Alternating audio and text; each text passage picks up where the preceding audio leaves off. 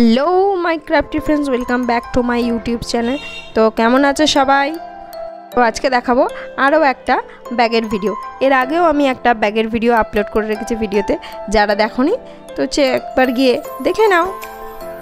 যেহেতু ব্যাগের সামনের অংশটা লাল কালারের প্রিন্ট করা আছে, সেই জন্য আমি প্রথমে হোয়াইট অ্যাক্রিলিক কালারের সাথে একটুখানি মিডিয়াম মিলিয়ে এক কোট করে নেব। তার উপরে আমি একটা পিঙ্ক কালার করে নেব। কালারটা ভালোভাবে শুকিয়ে গেলে আমি হলুদ অ্যাক্রিলিক কালার দিয়ে দুটো তিনটে ফুল এঁকে নেব। রং বেরঙের প্রজাপতিগুলো যখন এই ফুল থেকে ওই ফুলে মধু খেয়ে ডানা মেলে বেড়ায়, তো সেটা এতটাই সুন্দর লাগে আমার, তো আমি সেটাকেই আজকের এখানে তুলে ধরার চেষ্টা করেছি। হলুদ আর লালের কম্বিনেশনটা আমার খুব ভালো লাগে, সেই জন্যই আমি হলুদ আর লাল দিয়ে এখানে ফুলটা করেছি। আদৌ কি কোনো হলুদ লালের ফুল হয়? যদি কারোর জানা থাকে নামটা আমাকে কমেন্ট করো তো।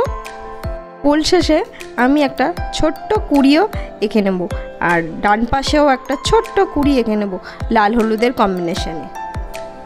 প্রজাপতি তো নানান রঙের হয়ে থাকে, কিন্তু আমার এখানে পিঙ্কের ওপরে ব্লু কালারের কম্বিনেশনটা বেশি ভালো লাগবে বলে মনে, সেই জন্য আমি প্রজাপতিটাকে ব্লুই রেখেছি।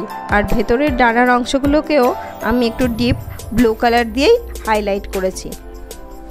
সামান্য একটু খয়েরি কালার দিয়ে প্রজাপতির পুরো দেহটাকে সম্পূর্ণ করে নিয়েছি।